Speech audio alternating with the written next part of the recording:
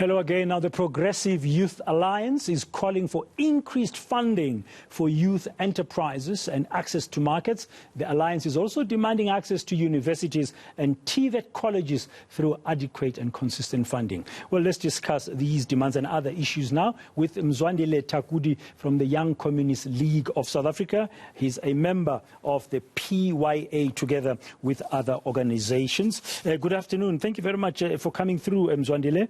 The PYA today, as the youth guys, you issued your statement earlier.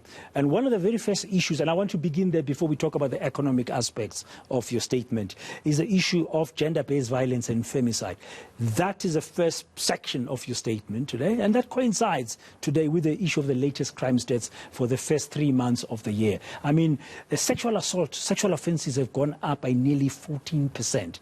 What's your reaction as a young South African when you hear that crime stats are continuing to increase, particularly violence against women and children? All right, thanks a lot, and let me greet the viewers and also appreciate the question about gender-based violence and femicide, because like we say on our statement, we say we have characterized gender-based violence as a pandemic. That's the first issue.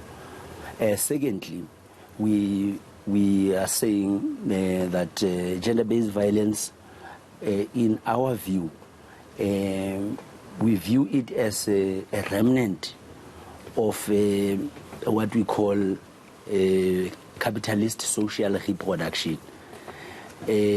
How young boys and girls are groomed differently has an issue with gender-based violence. For instance, we say it is a remnant of a patriarchal relation in society, in that, for instance, a boyfriend, like it is happening in the majority of universities and colleges in the main, where we see such incidences.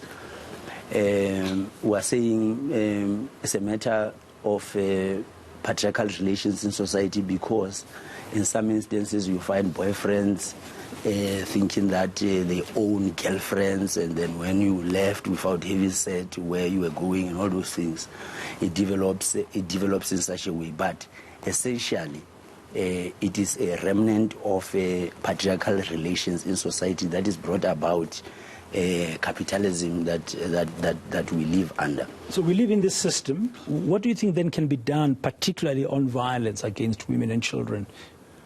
Firstly, we're calling for what we call socialist social reproduction, that we must be able to understand that as and when we groom kids, obviously they do have different needs and the aspirations, considering their gender orientation and all that. But I think it's also an issue of civic education in terms of responsibilities and respect, mutual respect, and living in harmony and dignity among ourselves, irrespective. Like we say, all the components of the Progressive Youth Alliance are united by the National Democratic Revolution. That part of its objectives is to achieve non-sexism in society. So we are also struggling for non-sexism in society, wherein there's no discrimination against one another on the basis of gender or orientation. Now that we do have now LGBTQI plus community also. And we also say on this matter, this breeds a rape culture in our communities, which we must uproot by way of conscientization of society, while we do call for law enforcement agencies to tighten the belt in terms of punitive measures, arrest and apprehend suspects and perpetrators of this evil. But also, lastly, just to add, we're calling for the judiciary to also implement maximum sentences for all the perpetrators. Okay, thanks for responding. That's an initial reaction to the crime stats. But one of the key things that got us to want to talk to you in your statement today is about around youth development, the issue of access. You are raising that you want increased funding for youth enterprises and cooperative development and access to markets. And this call is very interesting because it's coming just in the week where we found out that unemployment-wise, more and more young South Africans are jobless. Yes, fundamentally, like we would have said in our statement, we're saying the greatest challenges that young people are confronted with are largely because of the untransformed property relations in the country, wherein, for instance, you find racialized poverty, where you find 10% of the population enjoying 90% of the wealth, and the 90% of the population enjoying only 10% of the wealth. That is the state of inequality that we are living in. And if you look at it, it is along the racial lines and gender. Because if you look at the wealthy people, largely are white males. So we are making this call cognizant of this background, and having noticed that we're even saying we're aware that it's now over a decade when government has adopted and approved the Youth Employment Accord, that part of its targets is to look into the youth set aside, to having seen that the youth proportionally constitute the majority of the country, and they are confronted with dire, they bear the greatest brand of inequality, poverty. So we're saying, for instance, if you look at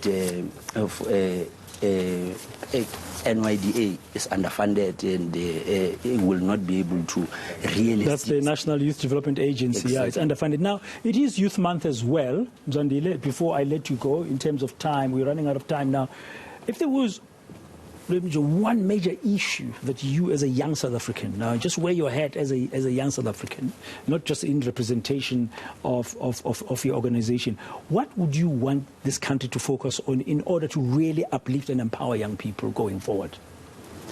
Firstly, we are observing structural unemployment that is characterized by lack of skills or mismatches. So what we were saying is to say we must broaden access by way of implementing free education, such that we can be able to skill and upskill the youth, such that we can be able to benefit out of the youth dividend from the talent and innovation of young people. Also, to also expropriate land without compensation, such that we are able to can transfer wealth accordingly to the inhabitants of the Republic, especially young people. Okay, thank you very much for your time. That's Mzwandile Thakudi. He represents the Young Communist League of South Africa, but he was here as part of the Progressive Youth Alliance, who issued a statement earlier today in which they also touch on the issue of gender-based violence and femicide, but mainly they're talking about what this country should do in order to uplift and empower its youth.